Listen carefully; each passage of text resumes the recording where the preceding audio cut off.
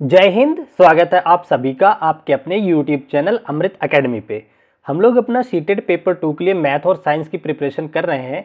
आज की ये क्लास बहुत ही ज़्यादा इंपॉर्टेंट है, ठीक है ना, क्योंकि आज के इस क्लास में हम लोग पेपर 2 का जो अपना साइंस पोर्शन है उसका जो अभी सबसे लेटेस्ट पेपर हुआ है 7 जुलाई को, ठीक है ना, 7 जुलाई को जो पेपर हुआ है उसका हम लोग डिटेल एनालिसिस करेंगे साइंस का, ठीक है ना। और आप सॉल्यूशन देखेंगे, आपको मजा आ जाएगा, सारी चीजें एकदम कंफर्म हो जाएगी। अभी तक जो हमने कॉन्सेप्ट वीडियो पढ़ाई है बिल्कुल उसी से रिलेटेड आपको सारे क्वेश्चंस देखने को भी मिलेंगे, ठीक है ना। तो चलिए बिना टाइम वेस्ट किए आज की क्लास को आगे बढ़ाते हैं। और जो लोग चैनल पे नए हैं वो प्लीज चैनल को जरूर सब्सक्राइब कर लेना, आपको आगे बहुत सारा हेल्प मिलने वाला है इस चैनल से टीचिंग फील्ड में, ठीक है ना। तो चलिए देखिए, पहला क्वेश्चन आपकी स्क्रीन पे है, ये हूबहू आपके पेपर की ही फोटोकॉपी हमने यहाँ लगाया हुआ है, ठीक है ना। यहाँ पे देखिए पहला क्वेश्चन आपके सामने क्या कहना चाह रहा है, कह रहा है निम्नलिखित कथनों को पढ़िए और सही उत्तर का चुनाव कीजिए, ठीक है।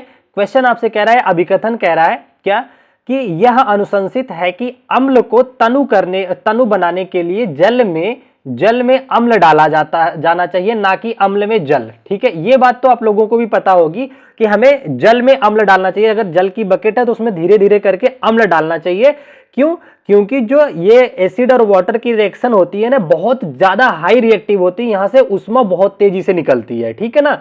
जिसकी वजह से हाथ में छाले पड़ने या इन सारी चीजों का डर रहता है। आप लोगों ने देखा होगा गाड़ी की बैटरी में अगर पानी डाला जाता है तो या तेजाब डाला जाता है तो बहुत सावधानी पूर्वक डाला जाता है, ठीक है ना। तो ये तो बिल्कुल बात सही कह रहे हैं, ये जो अनुशंसित है ये बिल्कुल सही अनुशंसित है। तो यहाँ तो अभिकथन बिल्कुल सही है। अब हम इसका रीजन जान लेते हैं। तर्क क्या दे रखे हैं, कह रहे हैं अम्ल का मंदन यानी कि तनु करना मतलब डाइल्यूशन करना होता है। तनु मतलब ये होता है, जैसे मान लो ये पूरा अम्ल भरा हुआ है, बहुत गाढ़ा है, बहुत एकदम गाढ़ा है, तो इसमें धीरे धीरे करके पानी अगर मिला दोगे आप, ठीक है ना, तो ये क्या होगा, तनु हो जाता है, पतला हो जाता है, ठीक है ना। तो ये कह रहे हैं कि अम्ल का मंदन यानी कि तनुकरण करना उच्च रूप से उष्माक्षेपी होता है, बिल्कुल सही है। इसी वजह से हमें क्या करना होता है, अम्ल के अंदर पानी डालना होता है, ना कि पानी के अंदर अम्ल। तो ये इसकी व्याख्या भी कर रहा है और ये सही भी है। तो देखिए ए और आर दोनों सही है तथा आर जो है ए की सही व्याख्या भी कर रहा है, तो आपका ए ऑप्शन ही बिल्कुल करेक्ट हो जाएगा, ठीक है ना। तो ये आपके 7 जुलाई का आया हुआ क्वेश्चन है, इसको हमने आज डिस्कस कर लिया, ये आपको समझ आ गया होगा। इस क्वेश्चन पेपर को जरूर देख के जाना, आप लोगों को बहुत हेल्प मिलेगी। नेक्स्ट क्वेश्चन देखिए आपकी स्क्रीन पे दे रखा है, इसमें देखिए क्या कहना चाह रहा है, कह रहा है निम्नलिखित कथनों को पढ़िए और सही उत्तर का चुनाव कीजिए, ठीक है ना। फिर से आपके सामने स्टेटमेंट दे रखा है अभिकथन, कह रहा है थल प्राणियों की तुलना में जलीय प्राणियों की श्वसन दर धीमी होती है। तो देखिए थल प्राणियों जैसे हम लोग हैं और जलीय प्राणी जैसे मछली वगैरह है, तो कह रहे श्वसन दर क्या जल वालों की धीमी होती है? नहीं, इन्होंने ये उल्टा बोल रखा है, ये गलत कथन है, ठीक है ना। जल प्राणियों की जो श्वसन दर होती है वो अधिक होती है इन कंपैरिजन टू थल, यानी कि जो अर्थ पे रहते हैं, ठीक है। तो ये गलत हो गया। और इसका और एक चीज ये भी जान लेना, कोई भी अगर अभिकथन गलत है तो उसका तर्क कभी सही हो नहीं सकता, वो भी गलत में ही आता है।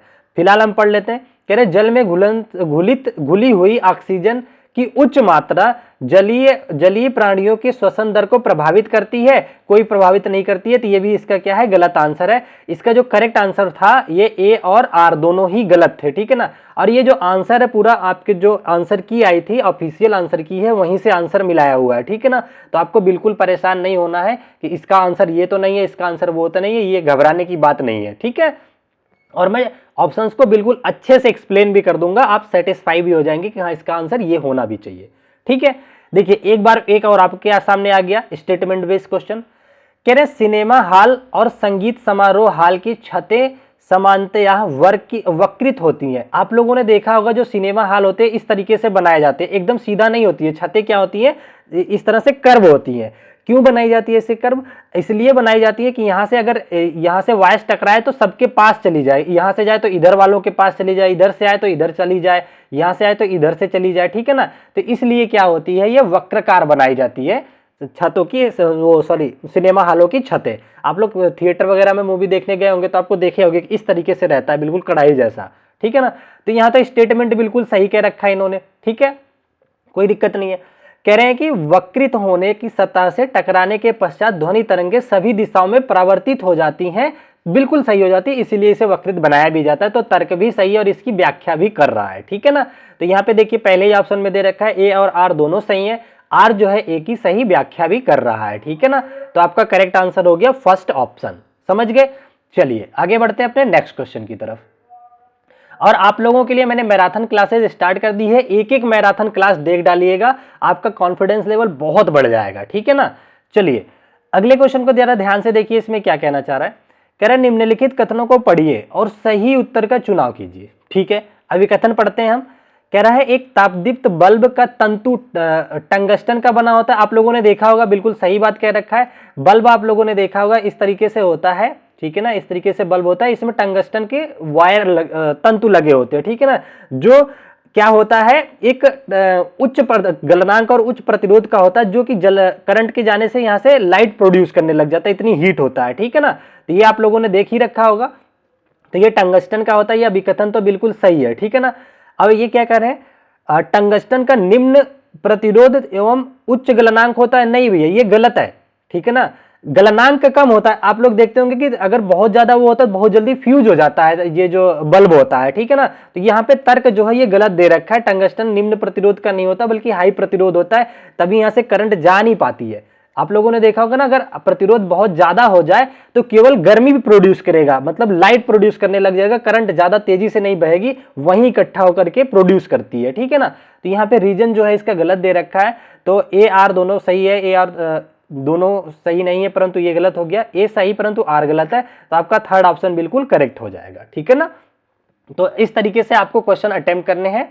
और जिसको लगता है कि उसकी तैयारी अच्छी नहीं है, तो मैंने आप लोगों को प्लेलिस्ट में जाइएगा, चौथी या पांचवें नंबर पे प्लेलिस्ट मिल जाएगी आपको, जिसमें टारगेट मैथ है और टारगेट साइंस की बिल्कुल 25 से 26 क्लासेस सबकी हो रखी हैं, बिल्कुल चैप्टर वाइज एनसीईआरटी मैंने करा रखी है। आधा घंटा से 45 मिनट की क्लासेस हैं, आप लोग अगर देखेंगे तो 2 दिन के अंदर कंप्लीट कर सकते हैं उसको, अगर कई सारी क्लासेस एक दिन में देखते हैं तो, ठीक है। चलो अगला क्वेश्चन आपके सामने दे रखा है। कह रहा है प्लास्टिक की बोतल में भिन्न भिन्न स्तरों ऊंचाइयों पर समरूप मतलब एक रूप 3 छेद किए गए, बोतल को पानी से भर दिया गया, निम्नलिखित में से कौन सा कथन छिद्र से बहने वाले प्रवाह को बहाव के बारे में सही है।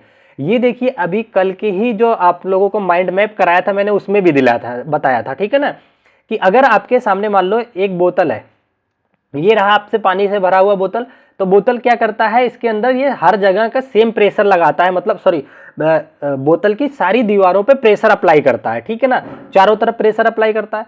तो यहाँ पे अगर एक छिद्र कर दे तो यहाँ पे पानी फेंकेगा, ये थोड़ा जो ऊपर होता जाता है और प्रेशर कम होता जाता है, ठीक है, और ऊपर जाता है और प्रेशर कम हो जाता है, ठीक है। तो सर्वाधिक प्रेशर कहाँ रखता है, जो सबसे बॉटम पे छिद्र होता है, ठीक है। तो ये कह रहे हैं कि देखते हैं क्या कहना चाह रहे हैं, एक सेकंड। यहां कह रहे हैं निम्न छेद से पानी अधिकतम बल के साथ बाहर आएगा, बिल्कुल। तो देखिए जो सबसे नीचे वाला छेद था, यहां से प्रेशर होकर के बहुत तेज आता है, तो ये तो सही कह रखा है इन्होंने। फिर क्या कह रहे हैं आपसे कि उच्चतम छेद से पानी अधिकतम बल के साथ आएगा, नहीं, ऊपर वाला जो छिद्र होता है वहां से बहुत कम प्रेशर रहता है, तो ये काट दीजिए। कह रहे हैं सभी क्षेत्रों से समान नहीं, सभी छिद्र से समान नहीं आएगा, क्योंकि ऊपर नीचे छिद्र है, एक बराबर में होते तो समान आता। फिर कह रहे हैं निम्न छेद से पानी अधिकतम दूरी पर गिरेगा, तो देखिए निम्न वाला जो है बहुत दूर जाता है, ये देखिए सबसे नीचे वाला इतना यहाँ फेंकेगा, ठीक है ना। आप लोग ये एक्सपेरिमेंट करके भी देख सकते हैं। तो डी भी सही है और ए भी सही है। ई देख लेते हैं। कह रहा है उच्चतम छेद से पानी अधिकतम दूरी पर गिरेगा, नहीं, उच्चतम वाले पे नहीं जाता, सभी छेदों से पानी समान दूरी पर गिरेगा, ये भी गलत है। तो आपका कौन सा सही हो गया, ए एंड डी। ए और डी कहाँ दे रखा है, ये आपके चौथे ऑप्शन पे दे रखा है, ठीक है ना। तो आई होप आपको ये क्वेश्चन भी समझ आ गया होगा। चलो अगर यही ये कहता ना कि बोतल इस तरह से है कि इसके चारों तरफ अलग अलग छेद सेम ऊंचाई से किए गए हैं, तो सारी चीजें सेम होंगी, सेम डिस्टेंस पे पानी जाएगा, सेम प्रेशर के साथ जाएगा, तो ये भी पता रहना चाहिए। एनसीईआरटी में ये भी है, तो कहीं आपसे पूछ सकता है। ओके ठीक है, नेक्स्ट आपका क्वेश्चन आ गया। देखिए इसमें क्या कह रहा है, कह रहा है निम्नलिखित में से क्या मानव परिसंचरण प्रणाली तंत्र का वर्णन करेगा। कह रहा है ओपन सिंगल सर्कुलेटरी मतलब वित्तित एकल संचारी, ठीक है। तो देखिए ये क्या होता है, ओपन पहली बात तो नहीं होता है। ह्यूमंस के अंदर अगर हम बात करें, ये मानव की बात कर रखा है, परिसंचरण तंत्र हमने आपको पूरा पढ़ा रखा है, जिसमें सिराएं होती हैं और धमनियां होती हैं। ये क्या काम करती हैं, हमारे शरीर के अंदर प्रेजेंट होती हैं और एक प्रेशर पाइप की तरह रहती हैं, यहाँ से ब्लड का संचरण करती है, एकदम क्लोज लूप बनाती हैं। एक ब्लड को ले जाने का काम करती है, दूसरा हार्ट से लंग्स के और लंग्स से हार्ट शरीर में इस तरह से लेके जाती है, एकदम क्लोज लूप होता है, ठीक है ना। और ये क्या होता है, डबल सर्कुलेटरी सिस्टम होता है, दिक संचारी होता है, इसका मतलब होता है दिक संचारी। इसका क्या मतलब होता है, एक जो होता है ले जाने का काम कर रहा है, दूसरा लाने का, डबल संचरण हो रहा है, ठीक है ना। तो यहाँ पे पूछा है आपसे कि मानव परिसंचरण तंत्र को वर्णित करेगा, तो यहाँ पे विस्तृत, हिंदी तो छोड़ो, ओपन, हाँ ठीक है ना, एक सेकेंड, ओपन तो नहीं होगा, ये क्लोज्ड डबल सर्कुलेटरी होता है ये, ठीक है ना। तो यहाँ पे आपका ये वाला आंसर होना चाहिए, फोर्थ वाला। एक बार मैं इसका आंसर चेक कर लेता हूँ, आंसर की से, क्योंकि यहाँ पे मुझे थोड़ा सा डाउट लग रहा है कि ये क्लोज्ड होता है, ठीक है। एक सेकंड का मुझे टाइम दीजिएगा, पेपर मेरे पास ही है, ठीक है ना, रुक जाइए। ये क्वेश्चन नंबर 61 था ना, हाँ ये देखिए, इसको क्लोज डबल सर्कुलेटरी सर्कुलेशन होता है, तो बिल्कुल ये सही हो जाएगा, ठीक है ना। संवृत द्विसंचारी है, तो ये आपका फोर्थ ऑप्शन यहाँ पे करेक्ट हो जाएगा, ठीक है ना। आपको समझ आ गया होगा कि ये पूरी बॉडी हमारी होती है, ठीक है ना। अब बॉडी के अंदर एक ले जाने का काम करती है, दूसरा ले आने का काम करती है हार्ट पे, तो ये आपको समझ आ गया होगा, ठीक है ना। चलो आगे बढ़ चलते हैं अपने अगले क्वेश्चन पे, ठीक है। नेक्स्ट क्वेश्चन देखते हैं क्या कहना चाह रहा है। अच्छा, अगला क्वेश्चन देखिए आपसे क्या कह रहा है कि उर्वरकों एवं कीटनाशकों का अति प्रयोग के कारण निम्नलिखित में से कौन सा नहीं होता है, क्या नहीं होता है। कह रहा है कि नाइट्रीकरण, हाँ अगर आप बहुत ज्यादा उर्वरक का इस्तेमाल करते हो खेतों में, तो फसलों में नाइट्रीकरण की उस पर क्या होता है, प्रभाव पड़ सकता है, तो ये आंसर नहीं होगा। जयवर्धन भी हो सकता है, सुपोषण भी हो सकता है, यहाँ पे मृदा अपर्दन यानी सॉयल इरोजन जो है ये नहीं होता है, तो आपका जो करेक्ट आंसर हो जाएगा ए ऑप्शन ही हो जाएगा, ठीक है ना। अच्छा, अगला आपका एक इंपॉर्टेंट क्वेश्चन आ गया, कह रहा है एक कार में ओडोमीटर मापता है, तो ओडोमीटर क्या मापता है, आप लोगों ने देखा होगा गाड़ियों में इस तरह से पैमाने बने होते हैं, मीटर्स बने होते हैं, ठीक है ना। तो ये क्या मापने का काम करता है बताइए, तो ये कार की दूरी को मापन करता है कि कितनी दूरी चला हुआ है, ठीक है ना, कार द्वारा तय की गई दूरी को मापता है, तो ये पहला ही ऑप्शन आपका सही हो जाएगा। आप लोग चाल पे मत चले जाइएगा, उसमें मीटर होता है, दूरी मेजर करता है। एनसीईआरटी में बहुत सारे क्वेश्चन बने हुए हैं कि ओडोमीटर पहले 1900 दिखा रहा था, बाद में 1 घंटा चलने के बाद 2000 दिखाने लगा, तो कितनी डिस्टेंस ट्रेवल की, इस तरीके से बहुत क्वेश्चन बने हैं, ठीक है। चलो अगले क्वेश्चन पे हम आ जाते हैं, ठीक है। इसको थोड़ा सा ऊपर करता हूं मैं, इंग्लिश वाले बच्चे आप देख लो, फिर मैं इसको थोड़ा ऊपर कर देता हूं। ये रहा, यहाँ पे आपसे कह रहा है निम्नलिखित में से कौन से कथन सही है, ठीक है ना। कह रहा है कि स्वपरागण मतलब कि सेल्फ पॉलिनेशन केवल द्विलिंगी पुष्पों में होता है, स्वपरागण नहीं, स्वपरागण की बात है तो एक लिंगी में भी हो जाता है, तो ये तो गलत है, ठीक है ना, ये गलत है। कह रहा है द्विलिंगी पुष्प, देखिए द्विलिंगी फूलों में स्वपरागण और पर परागण दोनों प्रकार के क्या होते हैं, पराग सींच सकते हैं, तो ये बिल्कुल सही है। तो जो द्विलिंगी होते हैं उसमें स्वपरागण भी हो सकता है। देखो द्विलिंगी से मतलब क्या है, पुष्पों में परागकण और परागकोश दोनों होते हैं, कई बार एक ही पुष्प में होता है, एक पुष्प अपने साथ ही अगर करता है तो स्वपरागण हो जाता है। जब एक पुष्प पड़ोसी पुष्प के साथ करता है या मतलब उड़ करके उसके रंध्र चले जाते हैं तो उसे पर परागण बोला जाता है, ठीक है ना। तो द्विलिंगी पौधों में ये दोनों क्रियाएं हो सकती हैं, तो ये सही है। और स्वपरागण केवल एक लिंगी वाले में होता है, तो ये आपका गलत हो गया पहला वाला, ठीक है। तो ए गलत और बी सही है, तो आपका सेकंड ऑप्शन यहाँ पे करेक्ट बन जाता है, ठीक है। चलो अगले पे बढ़ते हैं हम लोग नेक्स्ट क्वेश्चन की तरफ। ये एक बहुत अच्छा सा क्वेश्चन है, बहुत ध्यान से पढ़िएगा। इसमें देखिए, इसको मैं आपको समझाऊंगा भी, इसलिए आपके सामने एक थोड़ा सा फोटोग्राफ भी लिया है, ठीक है ना। तो इसको ध्यान से देखिए। कह रहा है पुरुष में 2 शुक्राणु स्त्री के 2 अंडाणु के साथ मिलते हैं, बनने वाले जुड़वा हो सकते हैं या होते हैं, कैसे होते हैं। तो देखिए ध्यान से समझिए, इसको मैं आपको अच्छे से समझाता हूं। ये आपका कॉन्सेप्ट शायद रह गया है कॉन्सेप्ट क्लासेस में। यहाँ पे आपसे कह रहा है, एक तो देखिए आइडेंटिकल, एक होता है कि स्त्री के 2 जो ओवम में से 2 अंडे होते हैं, उनके साथ एक ही स्पर्म जाकर के फर्टिलाइज कर जाता है, ठीक है ना। तो देखिए एक स्पर्म है, 2 अंडे से फर्टिलाइज कर रहा है, तो यहाँ पे क्या होगा, 2 आइडेंटिकल मतलब बच्चे होते हैं, ठीक है ना। तो ये क्या होते हैं, शेयर्ड उसमें क्या उपस्थित होते हैं, प्लेसेंटा में उपस्थित होते हैं, ठीक है ना, गर्भाशय में। तो ये क्या होता है कि ये आइडेंटिकल बच्चे को दिखाता है। अगर एक स्पर्म हो और 2 अंडे से रिएक्ट कर जाए तो वो क्या बनाएगा, जुड़वा बच्चे पैदा होंगे, और दोनों जुड़वा क्या होंगे, सेम शकल के होते हैं, इन्हें आइडेंटिकल बोला जाता है या ट्विंस बोले जाते हैं। ट्विंस तो सबको बोलते हैं, ये सेम शकल वाले होते हैं। लेकिन अगर ये कंडीशन आती है, इसमें क्या होता है कि एक स्पर्म एक अलग अंडे से और दूसरा स्पर्म दूसरे अलग अंडे के साथ फर्टिलाइज करके ये कंप्लीट अपने आप में बनाते हैं। तो शिशु का जो जन्म होता है यहाँ पे दो बच्चे बनते हैं, दोनों सेपरेट होते हैं, ठीक है ना। दोनों के लिंग भिन्न हो सकते हैं, एक बच्चा हो सकता है, एक बच्ची हो सकती है, और दोनों की शक्लें अलग हो सकती है, दोनों की वो क्या कहते हैं अनुवांशिक चीजें अलग हो सकती हैं। तो यहाँ पे आपको ये देखने का मिल जाएगा, और इसको बोलते हैं भ्रांति, ये बोला जाता है, ठीक है ना। तो इसे बोलते हैं भ्रांति, जो कि सेकेंड ऑप्शन हो गया, ठीक है। तो यहाँ पे देखिए इसने वही बोल रखा है कि दो अलग अलग है, दो अंडे, पुरुष के दो शुक्राणु और महिला के दो अंडे हैं। तो इस हिसाब से आपको समझ में आ गया होगा कि ये आइडेंटिकल वाला तो होगा नहीं, मे बी का कोई कंडीशन ही नहीं होता, ऑलवेज का भी नहीं होता है। तो यहाँ पे आ जाएगा फर्टेर्नल, बोलते हैं इसको, कि भ्रांति ये बोला जाता है, ठीक है, समझ गए। तो ये आपको समझ आ गया होगा। आगे बढ़ चलते हैं अपने अगले क्वेश्चन की तरफ। ये बहुत प्यारा सा क्वेश्चन है, ये तो आप लोग कॉमन सेंस से भी इसका हल कर सकते हैं आंसर, ठीक है ना। देखते हैं क्या कह रहा है। कह रहा है निम्नलिखित में से कौन सा कथन वर्षा जल संरक्षण के बारे में सही है। तो वर्षा जल संरक्षण के बारे में कौन सा कथन सही है, उस पर विचार कीजिए। कह रहा है यह भूजल का संचरण करता है, बिल्कुल सही बात है। ये तो वर्षा जल संरक्षण अगर होगा तो ये भूमि जल का क्या करेगा, संरक्षित करेगा, तो ये तो अच्छी बात है।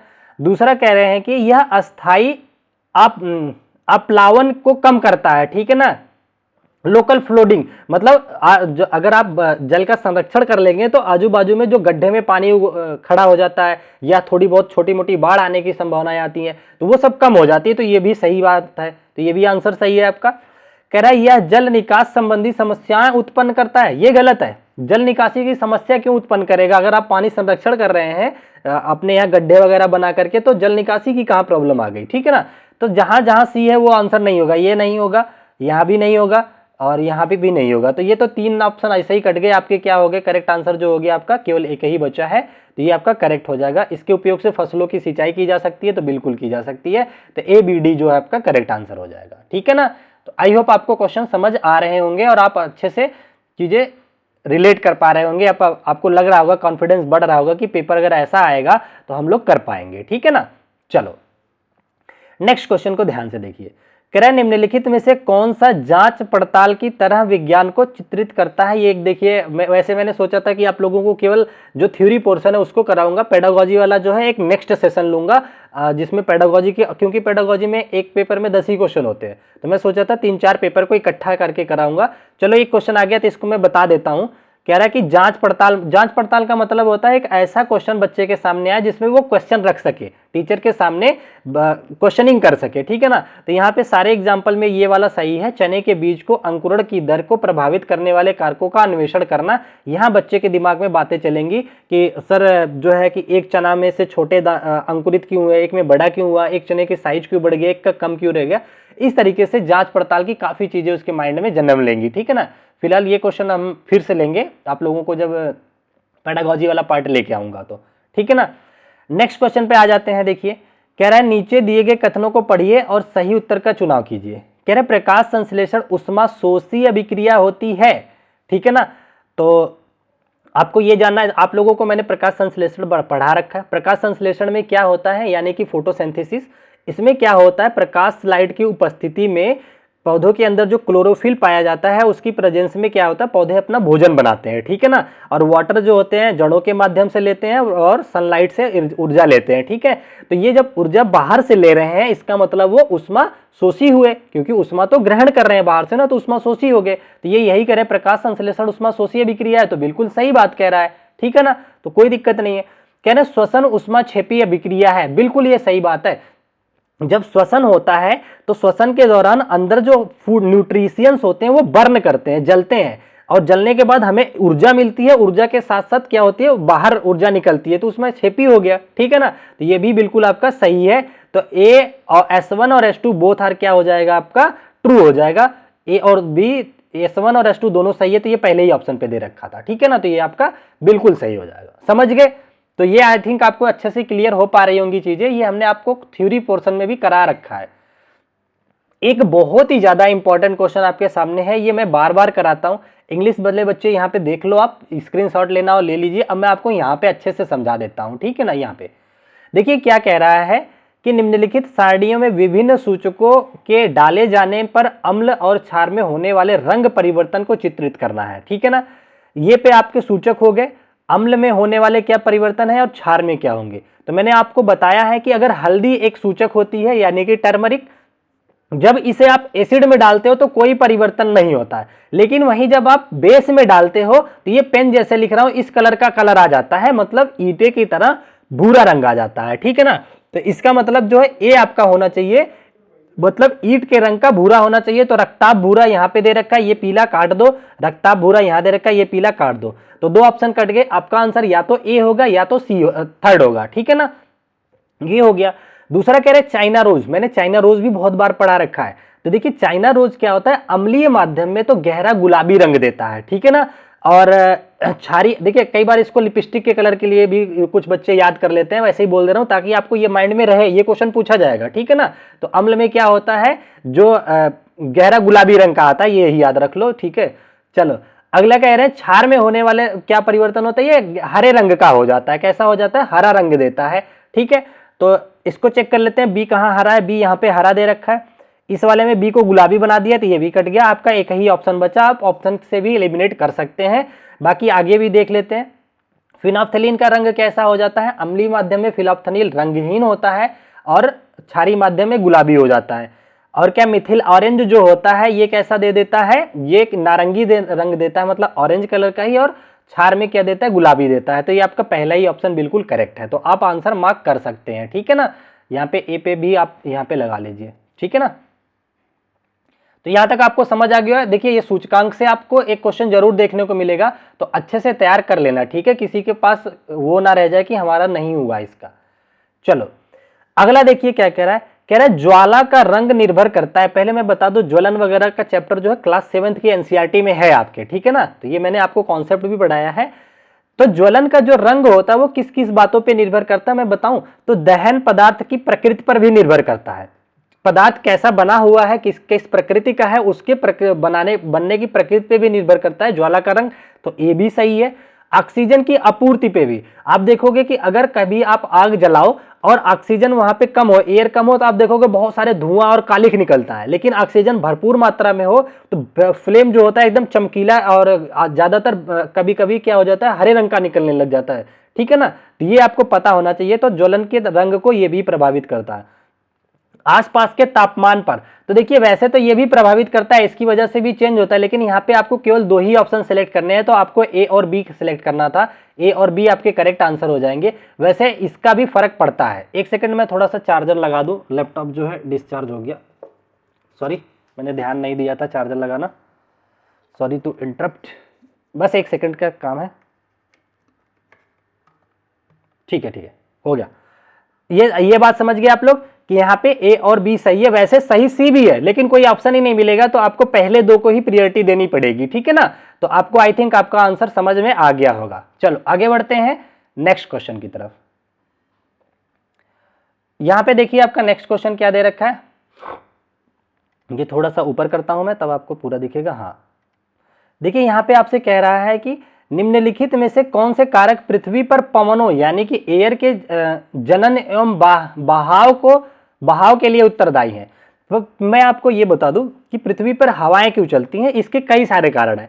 पहला सबसे बड़ा कारण ये है कि पृथ्वी पर जो अनियमित ताप होता है, और अनियमित ताप होने की वजह से क्या होती है आपको पता है कि अगर बहुत ज्यादा गर्मी पड़ेगी तो हवाएं जो होती है अधिक गर्म होने के नाते एक्सपेंड होने लगती हैं, ठीक है ना। तो वो जहां ठंड होता है वो उसकी जगह ठंडी हवाएं गर्म की जगह जाती हैं और गर्म हवाएं ऊपर उठने लगती हैं। तो इस वजह से धरती पे हवा बहने लग जाती है। एक तो ये रीजन है। दूसरा रीजन है कि महासागरीय ताप में अनियमितता, मतलब महासागरीय ताप भी परिवर्तित होता है। दिन में पानी गर्म हो जाता है, रात में ठंडा हो जाता है।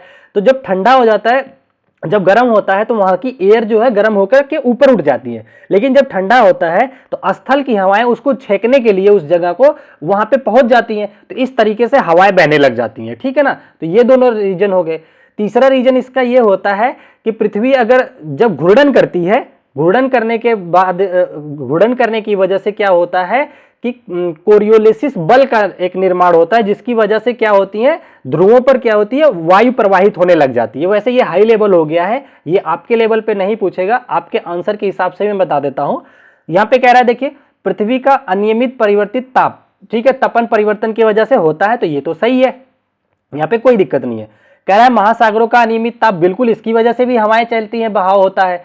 कह रहे पृथ्वी और सूर्य के बीच की दूरी, इससे हवाओं पे कोई इफेक्ट नहीं पड़ता। पृथ्वी पर गुरुत्वाकर्षण से नहीं पड़ता, लेकिन घूर्णन होता, पृथ्वी की डेली घूर्णन होता तो उससे फर्क पड़ता आपका। तो सी और डी तो काट ही दो, तो आपका ए और बी करेक्ट आंसर हो जाएगा। ए बी आपको यहाँ पे दे रखा है थर्ड वाले पे, तो ये आपका करेक्ट आंसर हो जाएगा। समझ गए ना? आई होप मैं अच्छे से समझा पा रहा हूँ आपको कि ये चीजें कैसे काम करती हैं, ठीक है ना। और आपको लगता है कि हाँ सच में समझ में आ जाता है तो प्लीज कमेंट जरूर कर दिया करो कि हाँ चीजें क्लियर हो जाती हैं, ठीक है। अदरवाइज मैं थोड़ी और मेहनत करूंगा कि आप लोगों को और आसान करके बता सकूं, जब लगे कि इसमें और आसान किया जा सकता है।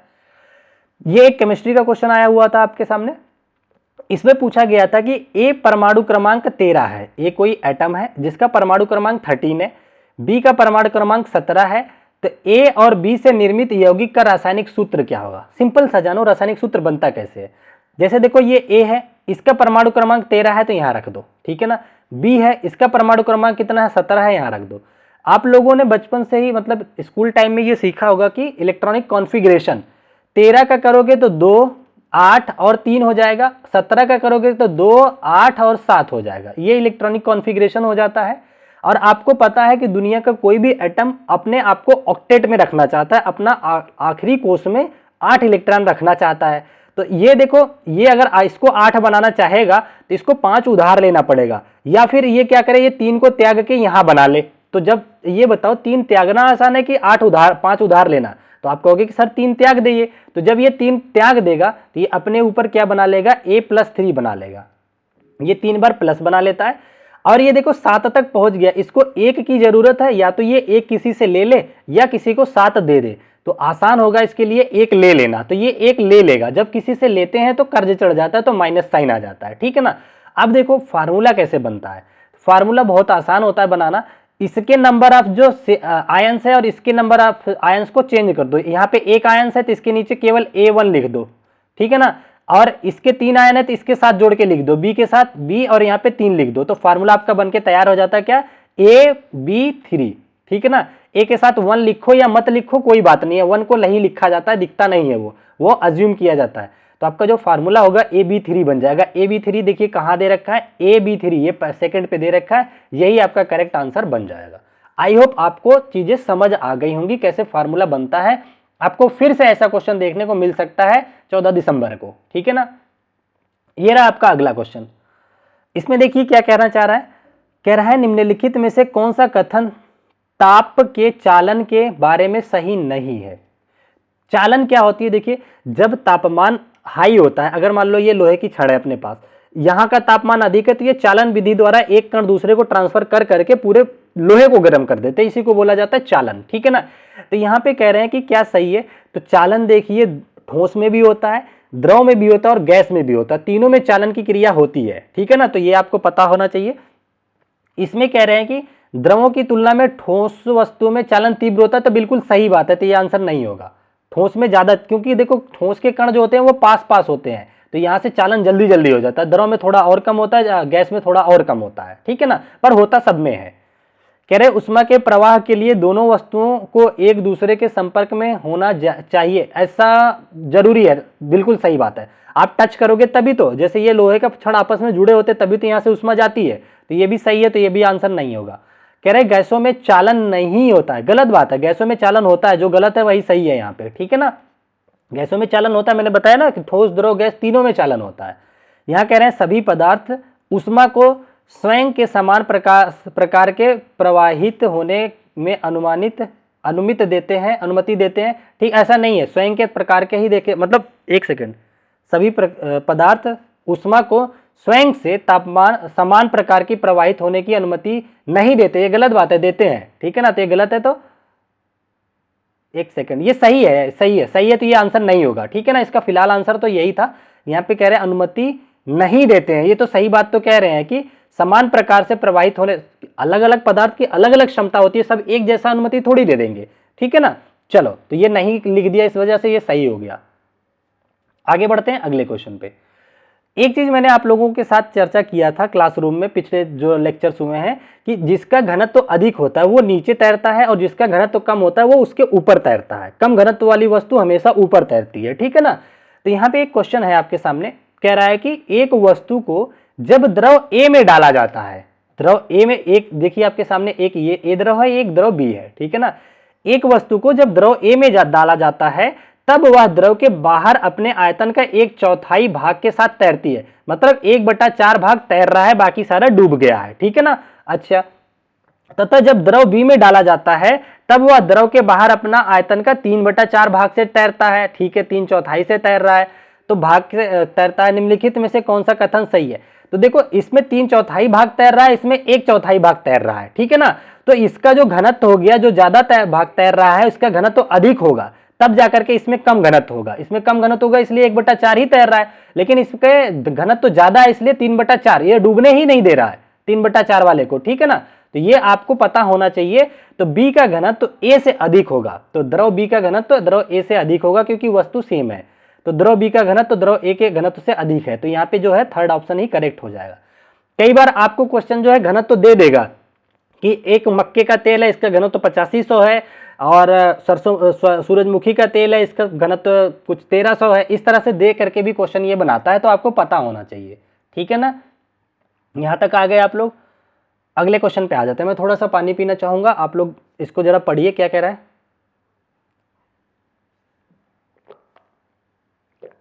यहां पे देखिए, कह रहा है सुनीता शीतल जल के बीकर में पोटेशियम धातु का एक टुकड़ा डालती है, ठीक है, तथा अवलोकन को देखती है, निम्नलिखित में से कौन सा अवलोकन नहीं है। ये रिएक्शन देखो क्या होता है, पोटेशियम के साथ जब पोटेशियम को वाटर में मिलाया जाता है तो KOH बन जाता है, ठीक है ना, सॉरी क्या बनाता है, पोटेशियम हाइड्रोक्साइड बना देता है, ठीक है, प्लस साथ में क्या निकलती है, उष्मा निकलती है, हीट निकलती है, ठीक है ना। तो ये आपको पता होना चाहिए, क्या निकलती है, हीट निकलती है। और ये एक ना बहुत हिंसक अभिक्रिया होती है, जब अगर पोटेशियम को आप वाटर में डालोगे। तो आप लोगों ने ये पढ़ा होगा कि सोडियम और पोटेशियम वाटर के साथ बहुत ज्यादा रिएक्टिव होते हैं, आग पकड़ लेते हैं, इसीलिए सोडियम को किस में रखा जाता है, केरोसिन ऑयल में रखा जाता है, ठीक है ना। तो वही सेम गुण जो है पोटेशियम भी दिखाता है। तो ये बहुत तेज रिएक्शन होती है, तो ये उष्मा बहुत तेज जो है उष्मा का क्षेपण करती है, तो उष्मा क्षेपी बहुत हाई होता है, तो ये आपको पता होना चाहिए। ये अवलोकन में क्या लिख रही है, कह रही पोटेशियम जल के साथ प्रचंड रूप से अभिक्रिया करती है, बिल्कुल सही बात है, तो ये आंसर नहीं होगा। मैंने बताया ना कि बहुत प्रचंड मतलब हिंसक अभिक्रिया भी बोलते हैं इसको। फिर कह रहे हैं कि यह उष्मा शोषी अभिक्रिया है, नहीं भैया, जो हिंसक है वो उष्मा देती है, लेती नहीं है, तो यही गलत है, तो ये आपका करेक्ट आंसर हो जाएगा, ठीक है ना। उष्मा शोषी ना होकर के उष्मा क्षेपी अभिक्रिया है। यहाँ पे अच्छा, यहाँ पे प्लस H2 गैस भी निकलती है, हाइड्रोजन गैस भी निकलती है। और परीक्षण कैसे होता है कि इस हाइड्रोजन गैस का परीक्षण होता है कि इसको जलती हुई लैंप के पास ले जाओगे ना तो फट फट यानी कि पॉपअप का साउंड करता है, ठीक है ना। तो कह रहा है हाइड्रोजन गैस विकसित होती है, सही बात है, तो ये आंसर नहीं है। कह रहा है पट्ट की आवाज आती है, तो ये भी सही है, तो ये आंसर नहीं है आपका। तो आपको ये क्वेश्चन अच्छे से क्लियर हो गया होगा, ठीक है ना, रिएक्शन भी समझ आ गई होगी। आगे बढ़ चलते हैं नेक्स्ट क्वेश्चन की तरफ। ये रहा आपका अगला क्वेश्चन। ये क्या दे दिया, मैं चलो ऊपर ही कर देता हूँ, थोड़ा सा हिंदी वाला ही ले लेता हूँ। एक पेडागोजी का और आ गया, मैंने उनसे बोला था कि पेडागोजी का अलग लगाना है, उन्होंने सारा क्वेश्चन ही लगा दिया। चलो कोई नहीं, देख लेते हैं। कह रहे हैं विज्ञान कक्षा में अपसारी प्रश्न, डाइवर्जेंट क्वेश्चन क्या होते हैं, प्रश्नों का उद्देश्य हो सकता है हम किसी बच्चे से अपसारी चिंतन करवाते हैं, क्यों, तो आप खुद सोचिए, ताकि हम क्या करें, ये जान पाए कि बच्चों को पढ़ाई में प्रोत्साहन मिल सके। ऐसी चीजें होती है ना, प्रतिभाशाली बच्चे ये सारे काम आते हैं, ठीक है। तो इसमें कह रहा है आलोचनात्मक विवेचन चिंतन को प्रोत्साहन बढ़ावा मिलने के लिए, बिल्कुल सही बात है। कह रहे हैं विद्यार्थियों के बीच भेद करने के लिए, ये भी यहाँ पे विद्यार्थी हमें पता चल जाता है कि कौन सा बच्चा सही है, मतलब किस लेवल की किसकी तैयारी चल रही है, अगर हम लोग उस तरह के डाइवर्जेंट क्वेश्चन लाते हैं। तो यहाँ पे इसका आंसर ये भी सही दिया है, ठीक है ना। और क्या कह रहे हैं, संचरण संप्रेषण विकसित करने के लिए नहीं, इससे कम्युनिकेशन थोड़ी विकसित होगा डाइवर्जेंट थिंकिंग से, तो ये तो गलत हो गया आपका। सी जो है गलत है, जहां जहां सी है उसको तो काट ही दो, यहाँ सी है और यहाँ पे सी है, दो ऑप्शन तो आपके कट गए, ठीक है ना। अगला आपसे कह रहा है कि प्रतिभाशाली विद्यार्थियों की पहचान की जा सकती है, आराम से की जा सकती है इससे, ठीक है। और क्या कह रहे हैं कि वैकल्पिक अवधारणाओं की पहचान करने के लिए, ये भी सही बात है। विज्ञान में व्यक्तिनिष्ठता को स्वीकारने के लिए, ये गलत है, व्यक्तिनिष्ठता नहीं स्वीकारी जाती है। तो आपका जो करेक्ट आंसर होगा ABDE, तो ABDE पहले ही ऑप्शन पे दे रखा है, यही आपका करेक्ट आंसर हो जाएगा, ठीक है ना। यहाँ पे F दिया था तो काट दो। तो इस पे आपको अभी नहीं जाना, इन क्वेश्चनों को मैं फिर से लूंगा जब पेडागोजी का एक मैराथन और लेके आऊंगा, जो बचे हुए सारे पेपर हैं उनको आपके साथ एनालिसिस करूंगा, ठीक है ना। तो अगर आप लोगों ने वीडियो को यहां तक देखा है तो आपसे रिक्वेस्ट है कि चैनल को सब्सक्राइब करके अच्छा सा कमेंट करना कि हाँ कैसा लगा आप लोगों को, कुछ कमी रह रही है तो बताइएगा, और चीज़ों की और क्या आपकी नीड है कि कौन सा चैप्टर आपका तैयार नहीं हो पाया है। और 1-2 दिन के अंदर मैं मैथ का एक बहुत बढ़िया क्लास लेके आने वाला हूँ, जितने भी इंपॉर्टेंट टॉपिक है सबको एक साथ रिवाइज करवाऊंगा, ठीक है। तो चैनल को जरूर सब्सक्राइब कर लेना, ठीक है। तो ये आपका आज का आखिरी क्वेश्चन है, इसको मैं एक बार करा देता हूँ, फिर आज की क्लास को समाप्त करेंगे। कह रहे निम्नलिखित सारणी में दी गई सूचना के आधार पर दर्पण की पहचान करना है आपको। दर्पण में कह रहे हैं कि प्रतिबिंब की आकृति प्रकृति देखो, प्रतिबिंब का आकार देखो। कह रहे हैं आभासी और प्रतिबिंब आभासी बन रहा है और ऊर्ध्व शीर्ष मतलब सीधा बन रहा है। ऊर्ध्व शीर्ष का मतलब इंग्लिश भी देख लेता हूं, इरेक्ट बन रहा है, ठीक है ना, सीधा बन रहा है। प्रतिबिंब आभासी और सीधा कब कब बनता है, और कह रहा है वस्तु के समान। तो देखिए एक ही कंडीशन पे वस्तु के समान प्रतिबिंब बनता है, जब दर्पण आपका समतल हो। तो जितना बड़ा वस्तु है उतनी ही बड़ी इमेज बनती है, और क्या बनती है, आभासी बनती है, और पीछे बनती है, सेम डिस्टेंस पे बनती है। इसका मतलब ए दर्पण का नाम तो समतल होना चाहिए। तो ए यहाँ पे समतल है, ये गलत है, यहाँ पे समतल है, ये गलत है, तो ये काट दो। दूसरा कह रहा है कि बी दर्पण के सामने वस्तु रखने पे वास्तविक और प्रतिलोमित बनता है, मतलब उल्टा बनता है इमेज, उल्टा अवतल दर्पण में बनता है, वस्तु के समरूप बनता है, ठीक है। अवतल दर्पण के कंडीशन में ही बनता है।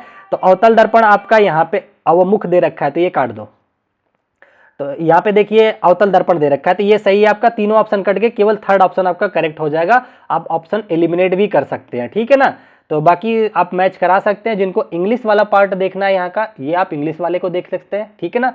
तो आई होप आप लोगों को आज का सेशन अच्छा लगा होगा और पसंद आया होगा। तो आप अपना काम करके जाइएगा। मैं अपने काम को पूरी मेहनत और ईमानदारी से कर रहा हूँ। आप लोगों की जितनी भी मेरे से बन पा रहा है, आप लोगों के लिए पेपर 2, खासकर पेपर 2 के लिए ज़्यादा कर पा रहा हूँ, और पेपर 1 वालों के लिए तो मैं मैथ और केवल CDP करा रहा हूँ, ठीक है ना। तो आप लोग जुड़े रहिएगा, ठीक है, और अच्छे से अपनी प्रिपरेशन करो। अब लगभग 20-22 दिन आप लोगों के बचे हैं, तो इस टाइम को एकदम अच्छे से यूटिलाइज करो। अब कम से कम 4 से 5 घंटे स्टडी करो डेली, ठीक है। बाकी अगर आप लोगों को कोई भी प्रॉब्लम रह जाती है तो आप बिना शर्माए आप लोग कमेंट कीजिएगा, मैं जरूर जवाब देता हूँ। आप सारे कमेंट जाके देख सकते हैं बच्चों के, मैं रिप्लाई जरूर करता हूँ, ठीक है। तो चलिए आज की क्लास को हम लोग यहीं रखते हैं, फिर मिलेंगे आपसे नेक्स्ट क्लास में। तब तक के लिए आप अपना ध्यान रखिए। Bye bye, take care, thank you so much, Jai Hind.